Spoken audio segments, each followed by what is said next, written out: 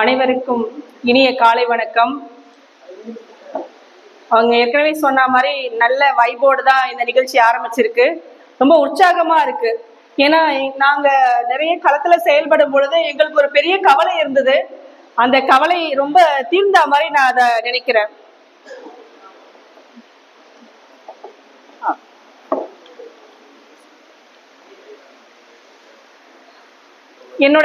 என்னை பத்தி ஒரு பெரிய கவிதையெல்லாம் சொன்னாங்க. ரொம்ப மகிழ்ச்சியா இருந்தது. போகும்போது அந்த கவிதை எனக்கு கொஞ்சம் கொடுத்துருங்க, அதை எடுத்துட்டு போறேன். ஏன்னா வரலாறு முக்கியம் அமைச்சரை அப்படின்ற மாதிரி இதை ஆவணப்படுத்திக்கலாம். ஜிப்சி அவர்கள் தான் என்னை அழைச்சாங்க. நாங்க இது மாதிரி மாணவர்களுக்காக பண்றோம், மாணவர்களே சேர்ந்து பண்றோம் அப்படிங்கும் போது எனக்கு ரொம்ப ஷாக்கா இருந்தது. ஏன்னா நம்முடைய சமூக சூழல இன்றைய காலகட்டத்துல எப்படி சமூகம் போயிட்டு இருக்கு, இளைய தலைமுறை போயிட்டு இருக்கு அப்படின்னு நிறைய குற்றச்சாட்டுகள் தொடர்ந்து முன் வச்சிட்டு இருக்காங்க. அப்படி உள்ள சூழல்ல இளைஞர்கள் முன்னெடுக்கிறது அப்படின்றது இப்போ நீங்க எல்லாம் ஒரு கலை நிகழ்ச்சியும் தாண்டி வேற பக்கம் போகலாம். ஏன்னா உங்க கையில ரொம்ப அற்புதமா எங்களையே கண்ட்ரோல் பண்ண முடியாத அளவுக்கு சோசியல் மீடியா கையில இருக்கு.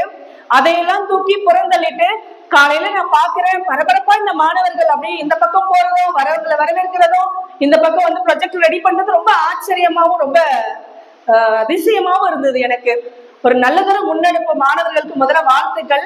எனக்கு அவங்க பேச கொடுத்த தலைப்பு என்னன்னா, வாசிப்பு என்ன செய்யும், வாசிப்பு ஏன் தேவை அப்படின்ற பொறுமையில தான் எனக்கு பேச கொடுத்தாங்க.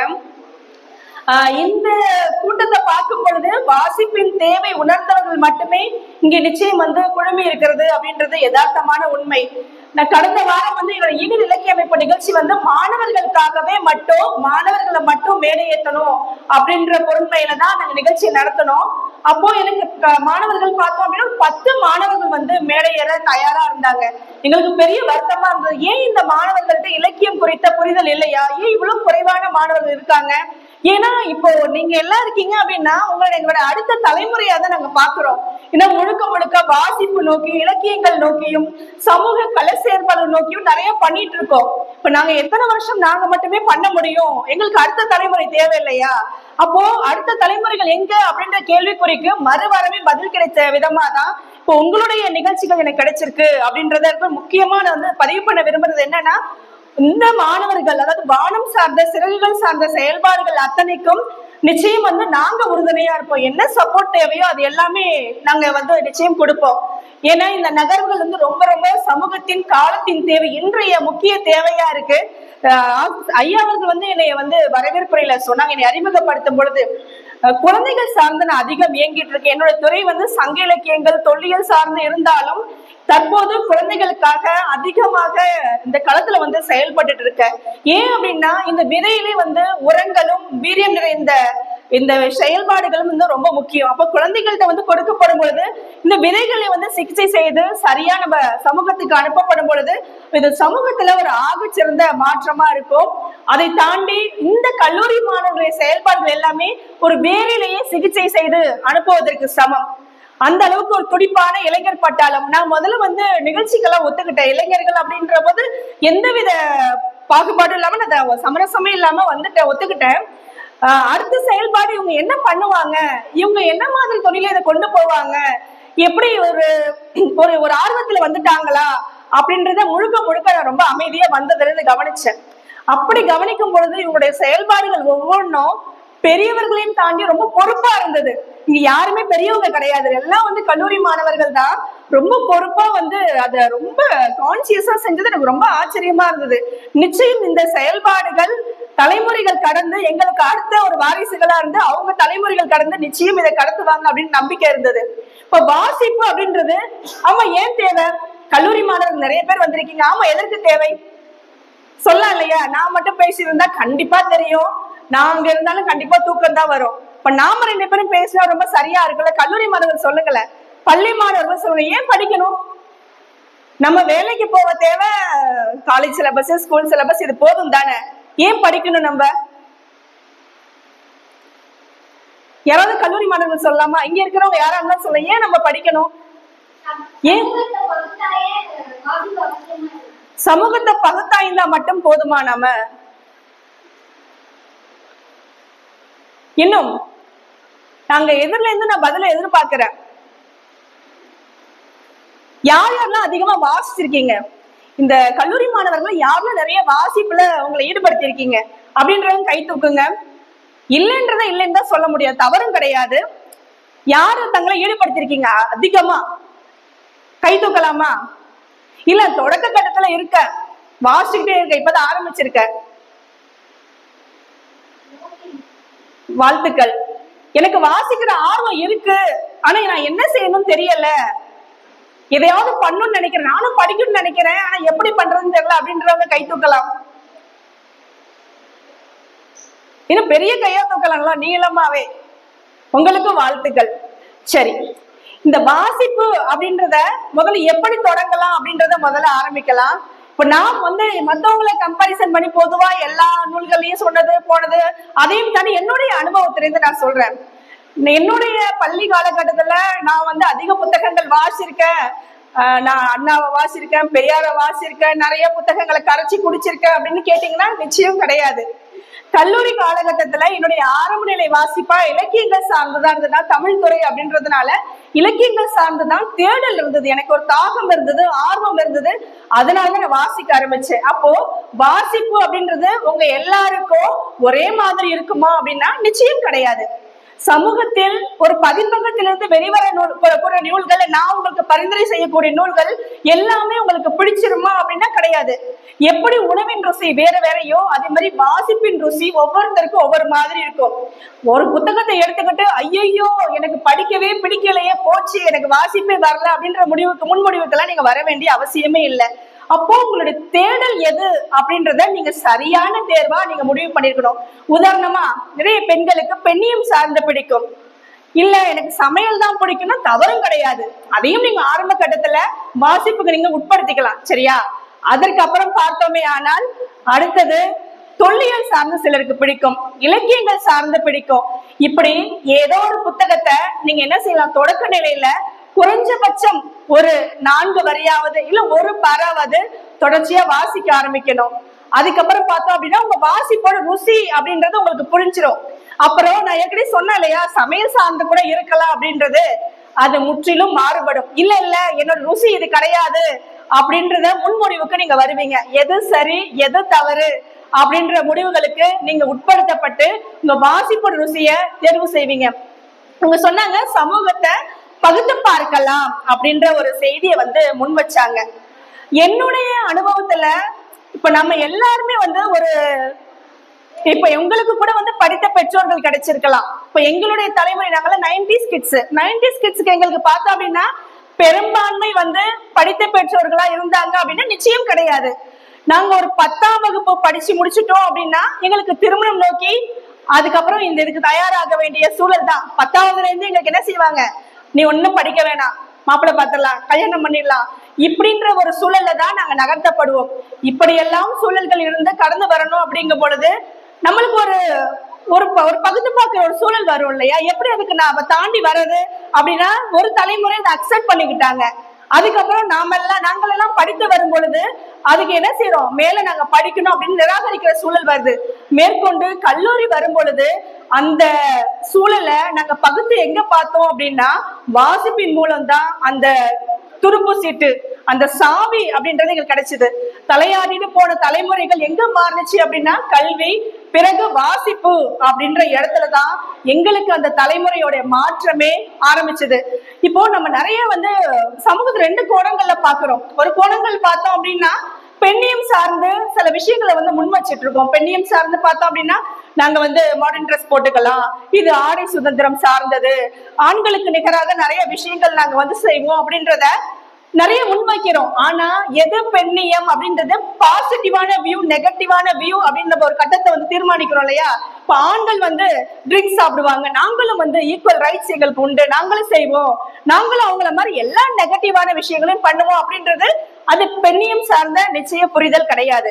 அப்போ எது பெண்ணியம் அப்படின்றது எங்க கொடுக்கலாம் அப்படின்னா நான் சொன்னேன் இல்லையா, பாசிட்டிவ், நேர்மறை, எதிர்மறை, அந்த வியூ சொன்னேன் இல்லையா, அந்த வியூல நெகட்டிவான வியூவை நீங்க திங்க் பண்ணாம ஒரு கட்டத்துல போய் உடைப்பீங்க தெரியுமா.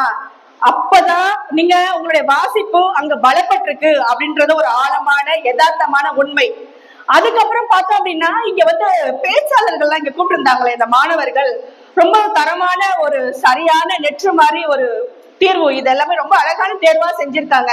ஏன் இந்த இடத்துக்கு ஒரு கலை இலக்கிய நிகழ்வு, இந்த இடத்துல வந்து ஒரு டாக்டரை கூப்பிட்டுருக்கலாம், ஒரு போலீஸ் ஆபீசரை கூப்பிட்டுருக்கலாம், இல்ல ஒரு ஜட்ஜை கூப்பிட்டுருக்கலாம், இல்ல கலெக்டரை கூப்பிட்டுருக்கலாம், இல்ல வேற வேற ஆளுமைகள் வேற ஒரு துறை சார்ந்த நிபுணர்கள்லாம் இருக்காங்க இல்லையா, அவங்களெல்லாம் கூப்பிட்டுருக்கலாம். ஏன் வந்து ஒரு பேச்சாளர்கள், ஒரு எழுத்தாளர்கள், ஒரு கவிஞர்கள் இந்த மாதிரி இவர்களை கூப்பிடணும் அப்படின்றது ஐடியா இருக்கு அவங்களுக்கு? ஏன் இவங்களை கூப்பிடணும்? அவங்களாம் கூப்பிட்டா வரமாட்டாங்கன்னு மட்டும் சொல்லிடாதீங்க, கண்டிப்பா வருவாங்க. அவர் கேட்டிருந்தாரு, நானே ஏற்பாடு செஞ்சிருப்பேன். ஏன் கூப்பிடல? இது மாதிரி இலக்கியம் சார்ந்த துறை சார்ந்தவங்களை மட்டும் கூப்பிட்டுருக்காங்க. ஏதாவது ஐடியா இருக்கா? சரி, ஏன் கூப்பிட்டீங்க? மாணவர்களை நான் கேட்கிறேன், கூப்பிட்ட மாணவர்களை கேட்போமா? சரி, ஏன் கூப்பிட்டீங்க? உங்களுக்கு மற்ற துறை சார்ந்தவர்கள்லாம் மிகப்பெரிய விஐபி எல்லாம் கூட இங்க நம்ம வரவழைக்கலாம், வேற வேற துறை சார்ந்தவங்களை வர வைக்கலாம். ஏன் எழுத்து சார்ந்து, பேச்சு சார்ந்து, கவிதை சார்ந்து ஏன் நம்ம இங்க கூப்பிட்டுருக்கணும்? ஏன் கூப்பிட்டீங்க?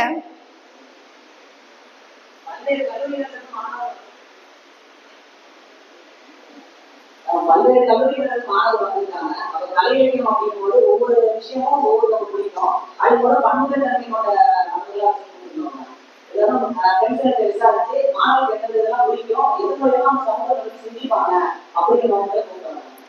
இப்போ நான் சொன்ன மாதிரி நம்ம மருத்துவரை கூப்பிட்டுருக்கலாம், இந்த மாதிரி நிறைய துறைகள் நான் சொன்னேன் இல்லையா. சமூகத்தை மாற்றக்கூடிய மருத்துவம் அப்படின்னு பார்த்தோம் அப்படின்னா இலக்கியங்கள் மட்டும்தான். இந்த இலக்கியங்களால மட்டும்தான் இந்த சமூகத்தில் உள்ள அந்த அந்த அடியோடைய அந்த நுனி சல்லி வேர்கள் வரையிலும் சிகிச்சை பண்ணணும் அப்படின்னா இலக்கியங்களால மட்டும்தான். நான் ஒருத்தர் எழுதுனா மட்டும் எப்படி மாத்திர முடியும், இல்ல அவருடைய புத்தகத்தை படிச்சா மட்டும் எப்படி மாத்திர முடியும் அப்படின்னு நிறைய கேள்விகள் உங்களுக்குள்ள இருக்கும். இப்ப நான் ஒரு விஷயம் நினைக்கிறேன், ஒரு சாதிய கொடுமைன்னு வச்சுப்போமே. உதாரணத்துக்கு சாதிய கொடுமைகள் பயங்கரமா இருக்கு, நிறைய பாதிக்கப்பட்டிருக்காங்க. இந்த விஷயத்த நான் உதாரணமா பாதிக்கப்பட்டிருக்கேன் அப்படின்னா, நான் சாதிய கொடுமையில பாதிக்கப்பட்டிருக்கேங்க, எனக்கு இவ்வளவு வலி இருக்குங்க ஒருத்தர், அடுத்தது இன்னொருத்தட்ட நான் சாதிய கொடுமையில பாதிக்கப்பட்டிருக்கேன், இப்படி தனித்தனியா போய் நான் ஒவ்வொருத்தரையும் சொல்லிட்டு இருக்க முடியுமா? ரெண்டாவது, இப்ப நிறைய செய்திகள் நம்ம பாக்குறோம், சாதிய கொடுமைகள்ல இப்ப எங்க நடக்குது அப்படின்ற விஷயங்கள் நிறைய பார்த்துட்டு இருக்கோம். அப்ப இருக்கா இல்லையா உங்களோட பாயிண்ட் ஆஃப் வியூல நீங்க எல்லாம் சொல்லுங்களேன். நீங்க இளைய தலைமுறை, இப்ப சாதிய கொடுமைகள் இந்த அவலங்கள் எல்லாமே இருக்கா இல்லையா? இருக்குன்றவங்க கை தூக்கம். இல்ல இப்ப இருக்கு இல்லைங்க, அதெல்லாம் சும்மா அப்படிலாம் கிடையாது, இது ஏதோ பேசிட்டு இருக்காங்க இல்ல அப்படின்றவங்க கை தூக்குங்களேன். சாதிய கொடுமைகள் அப்படிலாம் எதுவுமே கிடையாது. சரி, இப்ப நான் வந்து என்னுடைய கருத்தை முன்வைக்கிறேன். நம்ம ஒரு எழுத்தாளராவோ ஒரு படைப்பாளனாவோ சமூகத்தை தொடர்ந்து உற்று நோக்கி ஒரு வாசகனாவோ நான் முன்வைக்கிறேன். சாதிய கொடுமைகள் நிச்சயம் இருக்கிறது, ஆனா வேறு கோணங்களில், மாற்று கோணங்களில், வேறு வேறு முகமூடிகளில் தன்னுடைய பரிமாணத்தை மாற்றிக்கொண்டு வருகிறது. அவ்வளவுதான் விதிய விஷயம். முன்னாடி என்ன செஞ்சோம்? முன்னாடி வீட்டுல உட்காந்து பக்கத்து தெருவுல இந்த சாதிய கொடுமைகள் இப்ப தைரியமா என்ன செய்யறோம்? இப்போ சமூக வலைதளங்கள்ல இது ரொம்ப யதார்த்தமா மாற்று கோணங்கள்ல பரிணமிச்சுட்டு வந்துட்டு இருக்கு. இப்போ முன்னாடி உள்ள விஷயங்கள் ஏன்னா உங்களுக்கு எப்படி தெரியும்? நீங்க என்ன வந்து அந்த காலத்துல பிறந்தீங்களா? இப்போ 70கள்ல நீங்க பிறந்திருக்கீங்களா? 80கள்ல நீங்க பிறந்திருக்கீங்களா? நீங்க 90s கிட்ஸ்ன்னு சொல்லிட்டீங்களே. அப்போ நம்ம வாசிக்கும் பொழுது அந்த காலகட்டத்தில் நடந்த என்ன மாதிரி சூழல்கள் இருந்திருக்காங்க, மக்கள் என்ன மாதிரி இந்த தீண்டாமை நோக்கி அந்த கொடுமைகள்லாம் அனுபவிச்சிருக்காங்க அப்படின்றது இந்த படைப்புகள் மூலம், அந்த சமகாலத்து படைப்புகள் மூலம் மட்டுமே நம்ம தெரிஞ்சுக்க முடியும். அது டைமென்ஷன் எப்ப மாறுதுன்றதை நம்ம தெரிஞ்சுக்க முடியும். இப்போ தற்காலத்துல சமகால எழுத்தாளர்கள் எழுதுறாங்க இல்லையா, அதன் மூலம் தெரிஞ்சுக்க முடியும். அப்போ இந்த மாதிரி விஷயங்களை நம்ம தெரிஞ்சுக்கிறது மட்டும் இல்லாம முன்னாடி நிறைய சாதனைகள் பண்ணிருப்பாங்க. இப்ப வந்து பாரதி இது மாதிரி கவிதைகள் எழுதியிருக்காரு, இவங்க வந்து சமூகத்திற்காக இவ்வளவு போராட்டங்கள் பண்ணியிருக்காங்க அப்படின்ற விஷயங்கள் எல்லாமே தண்ணி இருக்கா இப்படின்ற விஷயங்கள் எல்லாத்தையும் நம்ம வந்து பார்த்து படிச்சிருப்போம். ஆனா ஒரு தனி மனிதனுடைய செயல்பாடுகள்ல இந்த சமூகம் எவ்வளவு வரலாற்று முன்னோக்கி நகர்ந்திருக்கு அப்படின்றது அசைக்க முடியாத உண்மை. இதெல்லாம் உங்களுக்கு நீங்க நம்புறீங்களா? ஒரு தனி மனிதனால எல்லாமே சமாளிக்க முடியும், மாற்ற முடியும் அப்படின்றத நீங்க நம்புறீங்களா? தனி மனிதனால ஒரு விஷயத்தை மாற்ற முடியும் அப்படின்றத நம்புறீங்களா? மாற்றிருக்காங்களா? நம்முடைய வரலாற்று பக்கங்கள்ல மாற்றிருக்காங்க அப்படின்னு நம்பிக்கை உள்ளவங்க கை தூக்குங்க. நிச்சயம் ஒரு தனி மனிதால வாழ்த்துக்கள். உண்மை ஒரு தனி மனித செயல்பாடுகளால நிச்சயம் மாற்ற முடியும். அதுவும் நம்ம எங்க வந்து நம்ம பார்த்து தெரிஞ்சிருக்கோம். இதே எழுத்துக்கள் வாசிப்பின் மூலம் இப்போ நான் இருக்கேன் அப்படின்னா ஒரு கலை செயல்பாடுல ஒரு போராளியா நான் செயல்படுறேன் அப்படின்னா எடுத்த உடனே நான் களத்திலையோ இல்ல எங்க வீட்டு சூழல்ல இருந்தோ நான் வந்ததே கிடையாது. என்னுடைய வீட்டு சூழல்ல இருந்து நான் ஒரு விஷயம் பண்ணணும் அப்படின்னா திருமணம் முடிந்து என்னுடைய குழந்தை தன் பிள்ளை சோறு வீடு சம்பாத்தியம் இப்படியா மட்டும்தான் இருந்திருப்ப. நல்லா வந்து காலையில பூஜை புனஸ்காரம் எல்லாம் முடிச்சுட்டு நைவேதியம் எல்லாம் முடிச்சுட்டு இதெல்லாம் முடிச்சுட்டு என் வீட்டை மட்டும் பார்த்து கொண்டு இந்த சமூகத்தை குறித்த எந்தவித அக்கறையும் இல்லாமல் மட்டுமே இருந்திருப்பேன்.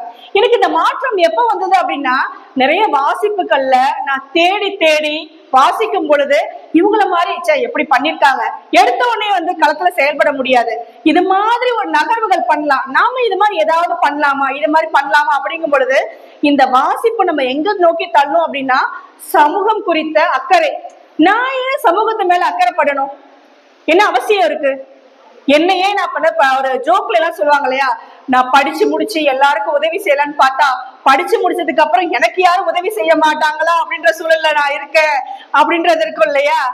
அப்படி ஒரு சூழல், அப்படிதான் நம்ம வந்து நிறைய பேருடைய மனநிலை இருக்கு. அப்போ வாசிப்பு அந்த மனநிலையை அப்படியே சுக்குநூறா கசக்கி உடைச்சிரும். நாம் பெற்ற துன்பத்தை வேற யாரும் படக்கூடாது. பசங்க வந்து காலைல மேம் 11 மணிக்கு இந்த மாணவர்கள்லாம் வந்துருவாங்க, கொஞ்சம் வெயிட் பண்ணுங்க, ரொம்ப பாவமா கேட்டாரு. இதே நாங்க கல்லூரி காலகட்டத்தில் நாங்க ப்ரோக்ராம் பண்ணும்போது இந்த மாதிரி இந்த சின்ன குழந்தைங்க சொப்பு ஜாமா பண்ணுவாங்களே, இவங்க அளவுக்கு பிரம்மாண்டமான எங்களுக்கு வாய்ப்புகள் கிடையாது. எதையோ ஒண்ணு சாட்ல எழுதி இதே மாதிரி மார்க்கர்ல வச்சு பெருசா எழுதி ஒட்டி, மார்க்கர் கூட கிடையாது, ஸ்கெட்சோட பின்பக்கத்தை எடுத்து நாங்க வந்து அந்த பின்பக்கத்துல வரைஞ்சி இதே மாதிரி ஒட்டி, அப்போ நாங்க இந்த சுண்டு அப்படிலாம் சொல்லுவாங்களே அது மாதிரி இந்த சுண்டா வந்து நாங்கெல்லாம் குட்டி குட்டி பசங்கள்லாம் இந்த இலக்கிய நிகழ்ச்சிகள்லாம் கல்லூரி காலகட்டத்துல நடத்தியிருக்கோம். சில சமயம் என்ன செய்வாங்க, சிறப்பு விருந்தினரை கூட வரமாட்டாங்க, எங்களுக்கு ரொம்ப கஷ்டமா அழுகையா கூட இருக்கும், ரொம்ப சென்சிட்டிவா இருக்கும் இல்லையா கல்லூரி காலகட்டங்கள்ல.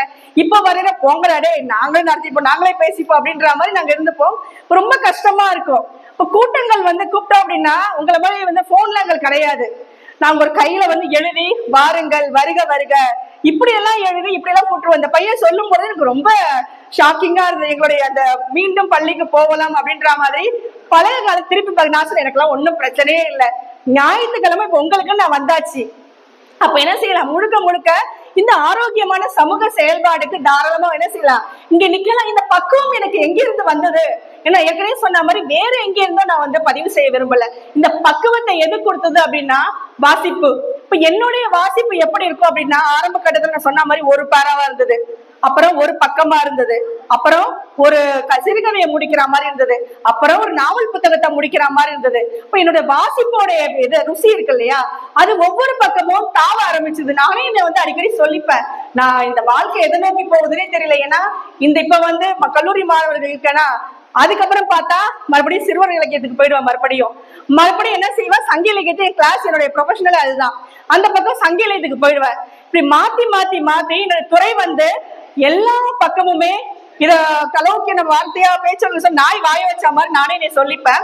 ஆனா எல்லா துறை சார்ந்தும் அப்படியே நான் வந்து என்னுடைய வாசிப்போட ருசியை வந்து பரப்பி இந்த சமூகத்துல முழுக்க முழுக்க இப்ப நான் வரேன்னா நான் மட்டுமே வர்றது கிடையாது. பெரும்பாலான நிகழ்ச்சிகள்ல பாத்தீங்க அப்படின்னா என் கூட என் குடும்பமே இருக்கும், என்னுடைய கணவர் இருப்பாரு, என்னோட 2 குழந்தைகள் இருப்பாங்க, நம்ம குடும்பத்தோடயே தான். இப்போ வாசிப்பு அப்படின்னு நம்ம வந்து பக்குவப்பட்டுட்டோம் அப்படின்னா நம்மளை மட்டும் ஈடுபடுத்திக்க மாட்டோம், இந்த சமூகத்திற்காக யாரையெல்லாம் கொண்டு வந்து ஈடுபடுத்துவோம், நம்முடைய குடும்பங்களும் வந்து இந்த வாசிப்பு களத்துல ஈடுபடும். அப்போ நாம என்ன செய்யலாம் அப்படின்னா வீடுகள்ல வந்து நிறைய பிரச்சனைகள் கேள்விக்குறிகள் வருது இல்லையா, இந்த குடும்பங்கள் வந்து இந்த வாசிப்பு நோக்கி இலக்கியங்கள் சார்ந்தோ பொது தளங்களும் குடும்பமாக வரும் பொழுது ஒண்ணு நிறைய லேடிஸ் கல்யாணம் ஆயிடுச்சு, அதே மாதிரி ஹஸ்பண்ட் நிறைய பேர் கேட்டிருக்காங்க, நீங்க பேசலாம் மேம் நீங்க பேசலாம், அது மாதிரி உங்களுக்கு ஹஸ்பண்ட் கிடைச்சிட்டாரு, எங்களுக்கு வரப்போறவன் எப்படி இருப்பானோ அப்படின்ற லேடிஸோட கேள்விகள் நிறைய நான் வந்து கேட்டிருக்காங்க என்கிட்ட. நிகழ்ச்சி முடிஞ்சதுக்கு அப்புறம் உங்களுக்கு நீங்க ரொம்ப கொடுத்து வச்சவங்க, உங்க கணவர் வந்து உங்களை அழைச்சிட்டு வந்துடுறாரு, எங்க போனா உங்க குடும்பம் சப்போர்ட் பண்ணுது, உங்களுக்கு மேரேஜ் ஆயிடுச்சு, ஆனா எங்களுக்கு வரப்போறவங்க எப்படி இருப்பாங்க இப்படிலாம். ஆனா நீங்க வாசிச்சீங்க அப்படின்னா அந்த செயல்பாடுகளை அந்த நீங்க நடக்க வேண்டிய நிகழ்ச்சி என்ன நடக்கும்னு நினைக்கிறீங்களோ அந்த வாசிப்பின் மூலம் நிச்சயம் கடத்த முடியும். ஏன் அப்படி நான் சொல்றேன் அப்படின்னா, நான் வெளில போறேன், நான் ஒரு மீட்டிங் பேசணும், நான் சீஃப் கெஸ்டா போறேன், நான் இங்க எவ்வளவு பெரிய ஆள் தெரியுமா, எவ்வளவு முக்கியமான இடம் தெரியுமா, இப்படின்ற விஷயத்த வாங்க நம்ம போகலாம். இந்த மாணவர்களுக்கு நம்ம வந்து ஏதாவது செய்யணும், இந்த சமூகத்துக்காக ஏதாவது செய்யணும், நீங்களும் வந்தீங்கன்னா நல்லா இருக்கும், எனக்கு அந்த இடத்த பத்தி எதுவுமே தெரியாது அப்படின்ற டோன், ஒரு புரிய வைக்கிற டோன் இருக்கு இல்லையா, அது வாசிப்புல எப்படி வேணாலும் நம்ம வார்த்தைகளை வந்து கன்வே பண்ணலாம். ஆனா ஒரு பக்குவமான ஒரு மனிதரா நம்மள பண்பட்டு நம்ம வார்த்தைகள் பண்பட்டு வெளியில வந்து விழுது அப்படின்னா அது வாசிப்பால மட்டும்தான் முடியும். இப்போ எதை வேணாலும் எழுதலாம் அப்படின்றத சொல்லுவாங்க, எதை வேணாலும் எழுதலாம் அப்படின்றதுக்காக எதையாவது எழுதுங்க, ஆனா எதை வேணாலும் எழுதிடாதீங்க. ஏன்னா நீங்க எல்லாருமே இப்ப வாசிக்க ஆரம்பிச்சீங்கன்னா கை சும்மா இருக்காது, எழுத தோணும். எதையாவது எழுதுங்க, ஆனா எதை வேணாலும் எழுதிடாதீங்க. உங்களுக்கு இந்த வித்தியாசம் புரியுதா? என்னடா எதையாவது எழுதுங்கிறீங்க, ஆனா உங்க இஷ்டத்துக்கு எதை வேணாலும் எழுதாதீங்க அப்படின்றீங்க. நான் எதை சொல்ல வரேன் உங்களுக்கு புரியுதாது? நான் எதை சொல்றேன், நீங்க இந்த இடத்துல உங்க புரிதல் என்னவா இருக்கு? ஏதாவது புரியுதா?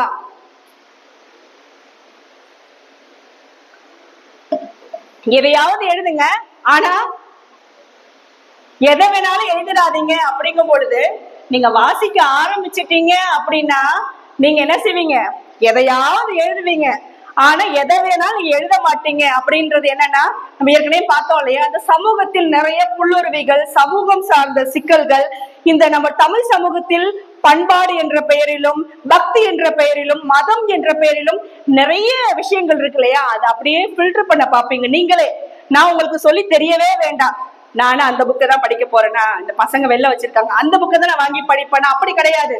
நீங்க வாசிக்க ஆரம்பிச்சுன்னா எது சரியான புத்தகம்ன்றதை நீங்களே தேர்வு செய்வீங்க, நீங்களே தூக்கி வீசுவீங்க. அந்த மாதிரி ஒரு பண்பட்ட புத்தகங்கள் உங்களை வந்து நிச்சயம் மாற்றும். இப்போ நாங்க வந்து கதை உலகம் அப்படின்ற பெயர்ல வந்து குழந்தைங்களுக்காக கதை சொல்லிட்டு வருவோம். மாலை இப்போ நம்முடைய பேராசிரியர் ஒருவருடைய மகள் கூட வந்து சொன்னாங்க, அவங்களும் வந்து அந்த குழுல இருக்காங்க. 5 மணி ஆயிடுச்சுன்னா நாங்க நண்பர்கள் குழு வந்து அந்த கதை உலகம் அப்படின்ற குழுல குழந்தைங்களுக்காக கதை போட ஆரம்பிப்போம். அப்ப என்ன செய்வோம் அப்படின்னா, நாங்க எதை மட்டும் கான்சியஸா பண்ணுவோம் அப்படின்னா, இந்த சாதியம் சார்ந்து, வன்மம் சார்ந்து, அப்ப இந்த நீதி போதனைகள் சார்ந்து, கடவுள் சார்ந்து, இந்த மாதிரி கதைகளை வந்து குழந்தைகள் கொடுக்க மாட்டோம். அதை தாண்டி இந்த சமூகம் சார்ந்து இல்ல கற்பனை சார்ந்து குழந்தைகளுக்கு பாதிப்பை உண்டாக்காத அளவுக்கு உள்ள கதைகளா நாங்க ஒருங்கிணைப்பு குழுல ஃபில்டர் பண்ணி தான் வெளில போடுவோம். அப்ப சில கதைகள் வந்து போரா கூட இருக்கும் குழந்தைங்களுக்கு, சில பேர் சொல்றது வந்து குழந்தைங்களுக்கு பிடிக்காது, அது நாங்க போடுவோம். நாங்க வந்து அந்த குரூப் டிஸ்கஷன் எங்க ஒருங்கிணைப்பு குழுல என்ன ஃபர்ஸ்ட் நாங்க பேசிக்கிட்டோம் அப்படின்னா, வாசிக்க ஆரம்பிச்சதுக்கு அப்புறம் நமக்கு எப்படி ஃபில்டர் பண்றோமோ கதைகள் கேட்கறதுக்கு அப்புறம் குழந்தைங்க வந்து ஃபில்டர் பண்ண ஆரம்பிச்சிருவாங்க. அதுக்கப்புறம் நாங்க ஒரு மோசமான ஒரு டோன்ல கதை சொல்றோம், இல்ல நான் ரொம்ப டல்லா அன்னைக்கு சொல்றேன் அப்படின்னா, உதாரணமா வந்து வணக்கம் தங்க குழந்தைகளே, நான் உங்கள் கார்த்திகா கவின்குமார் அத்தை, நாம இன்னைக்கு கேட்க போற கதை அப்படின்ற டோன்ல சொல்லிட்டு நான் அதே மிமிக்ரி பண்ணுவேன், நான் வாய்ஸ் மாடுலேஷன் பண்ணுவேன். குழந்தைங்களுக்கு ரொம்ப பிடிக்கும். மறுநாள் எனக்கு ஏதோ உடம்பு சரியில்லை, அந்த டோன் நான் மாத்துறேன். வணக்கம் குழந்தைகளே, நான் உங்க கார்த்திகா அத்தை, உங்க குரல் இன்னைக்கு ரொம்ப மோசமா கேவலமா இருந்துச்சு. தினமும் அதே குரல் கதைகளை கேட்கிறாங்க. அப்போ அந்த குழந்தைங்க அந்த இடத்துல அப்படியே ஃபில்டர் பண்ணி பாக்குறாங்க. எங்க குழுவிலேயே மற்ற நண்பர்கள் வந்து அந்த கதைகளை போடுவாங்க. கதைகளுடைய தொடர்ச்சியா கேட்கிற குழந்தைகளுடைய வியூ என்னவா இருக்கும்னா, நீங்க இந்த குரங்கு சொன்னீங்கல்ல, முட்டாள் குரங்குன்னு, இதெல்லாம் வந்து ரொம்ப கஷ்டமா இருந்தது தெரியுமா, எங்க மிஸ் இப்படிதான் திட்டுவாங்க, அது எனக்கு பிடிக்கவே இல்லை.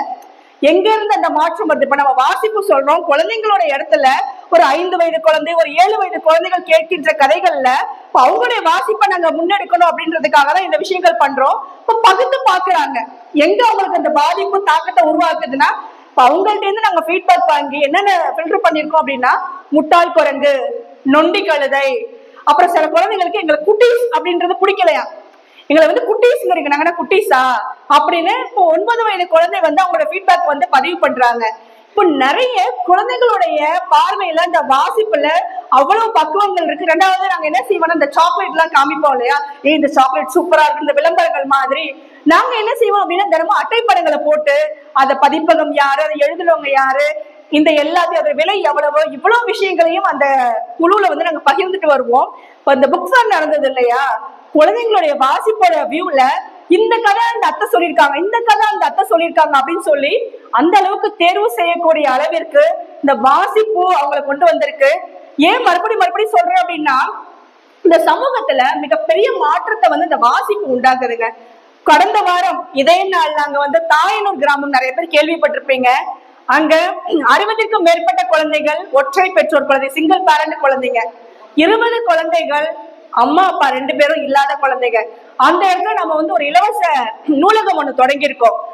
என்னோட இனில் இலக்கிய அமைப்பு திருச்சி பாசிட்டிவ்ஸும் சேர்ந்து வாசிப்பு நூல்களை உள்ள கொண்டு போய் சேர்த்து, நிறைய எழுத்தாளர்கள் நண்பர்களுடைய நூல்கள், இது எல்லாத்தையும் சேர்த்து கிட்டத்தட்ட ஒரு 13,000 மதிப்புள்ள நூல்களை வந்து உள்ள சேர்த்திருக்கோம். இப்ப அவங்க வந்து வாசிப்பை நோக்கி ரொம்ப அழகா பயணப்பட்டு இருக்காங்க. அவங்களுடைய நான் வந்து வாசிப்புக்கு முன்னாடி பின்னாடி அப்படின்றத மாணவர்களுடைய அந்த ஸ்கேல் பார்ப்பேன். அவங்க முகத்துல பார்த்தோம் அப்படின்னா அந்த தெளிவு இருக்கு, அது ரொம்ப தேஜஸ்ன்னு சொல்லுவாங்க இல்லையா, அந்த தெளிவுகள் வந்து அவங்க முன்னாடி நம்ம பார்க்க முடியுது. அப்புறம் பார்த்தா அவங்க பேச்சுல வந்து ஷார்ப்னஸ் இருக்கு. முன்னாடி என்ன செய்வாங்க, கூச்சப்படுவாங்க, கேள்வி கேட்டோம்னா அப்படியே கூச்சப்பட்டுட்டு ரொம்ப அமைதியா இருப்பாங்க.